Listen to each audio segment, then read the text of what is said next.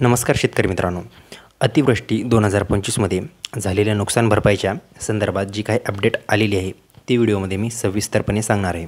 त्यामध्ये बघा 2025मध्ये अतिवृष्टीमुळे तुमच्या पिकाचं, गुराढोरांचं व इतर मालमत्तेचं जे काही तुमचं नुकसान झालेलं आहे त्याच्या संदर्भात एक गव्हर्नमेंटमार्फत निर्धारित करून दिलेला जो GR होता त्यानुसार तुमच्या खात्यावर रक्कम तुम्हाला किती मिळणार आहे, तुमच्या बाधित क्षेत्रानुसार रक्कम किती मिळणार आहे याच्या संबंधित मी सर्व जी काही अपडेट आहे ती देणार आहे. तर त्याचबरोबर बघा पाहायला गेलं तर 30 ऑगस्टपर्यंत गव्हर्नमेंटने अतिवृष्टी नुकसान भरपाई संबंधित पंचनामे हे सुरू केलेले आहेत. त्या पंचनामे झाल्यानंतर लगेच तुमचा जो काही डाटा अपलोड होईल त्या डाट्याच्या नंतर डाटा अपलोड झाल्यानंतर तुम्हाला ही रक्कम मिळते. तर बघा ह्यामध्ये कशा व कोणत्या नुकसानीकरता किती रक्कम गव्हर्नमेंटने निर्धारित करून दिलेली आहे ती देखील आपण व्हिडिओमध्ये पाहणार आहोत. त्याचबरोबर कधीपर्यंत ही रक्कम संभाव्य आहे, तुमच्या खात्यावर कधीपर्यंत रक्कम येऊ शकते ह्याच्या संबंधित सर्व अपडेट मी व्हिडिओमध्ये देणार आहे. तर व्हिडिओला कृपया शेवटपर्यंत नक्की बघा.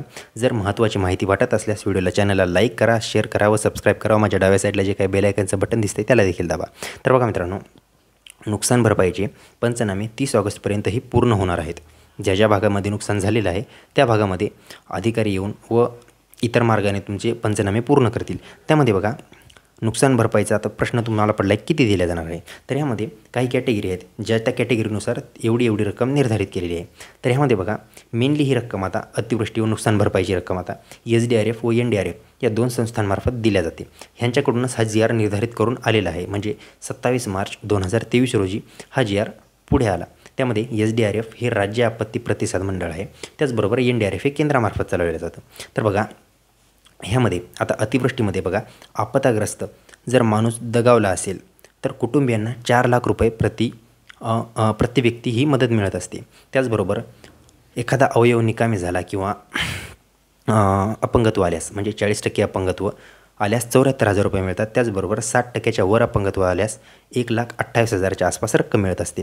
तर त्यामध्ये बघा आता आपण ह्याच्याकडे वळूया. आता नैसर्गिक आपत्तींमध्ये 2 दिवसापेक्षा जास्त जर तुमची जमीन पाण्याखाली असेल, त्याचबरोबर बुडाले जर असेल तर 2,500 रुपये कमीत कमी ही रक्कम मिळते.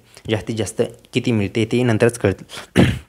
त्यामध्ये बघा नुकसानीकरिता मिळतात. आणि जर 2 हेक्टरपर्यंत तुमची जमीन असेल त्यामध्ये 3 इंचपेक्षा जास्त जर मातीचा किंवा वाळूचा किंवा गाळ ह्याचा थर जर जास्त असेल तर तुम्हाला 18,000 रुपये प्रति हेक्टर हे मिळत असतात.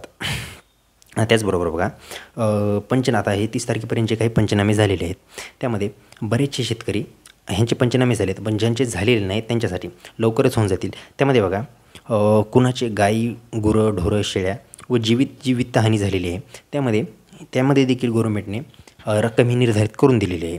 तर मध्ये बघा पाहायला गेलं तर नांदेड जिल्हाच्या आसपास म्हणजे मुदखेड तालुका असेल, किनवट असेल व अजून जे काही त्याच्या आसपासचे तालुके होते त्यामध्ये पूरजन्य परिस्थिती निर्माण झाली होती. त्यामध्ये बऱ्याचशा लोकांची म्हशी वाहून गेल्या, म्हणजे नुकसान झालं, म्हशी व गाई वाहून गेल्या.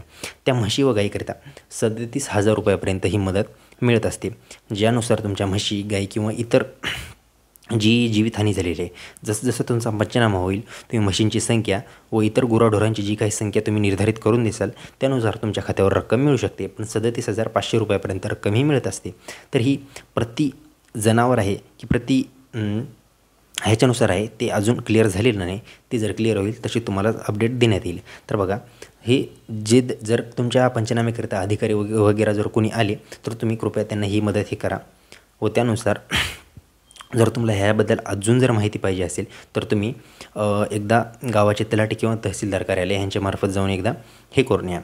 पाहिलं तर जर तुम्हाला जर पाहिजे असेल तर तो GR मी ऑनलाईन जर कधी मिळाला तर ह्या किंवा पुढच्या व्हिडिओच्या डिस्क्रिप्शनमध्ये लिंक टाकेल. त्यामध्ये तुम्ही GR जाऊन सविस्तर वाचू शकता व त्या GR संबंधित जी काही माहिती दिलेली आहे. GR खूप मोठा आहे, 5 ते 7 पेजचा GR आहे. तो PDF मार्फत मी तुम्हाला उपलब्ध करून देईल. जर तुम्ही तशी कमेंट कराल तुम्हाला पाहिजे असेल तर तो देखील मी उपलब्ध करून देईल किंवा पुढच्या व्हिडिओ हा स्पेशली GRसाठीच घेऊन येईल. तर चला ही होती ह्याच्या संबंधित महत्त्वाची अपडेट.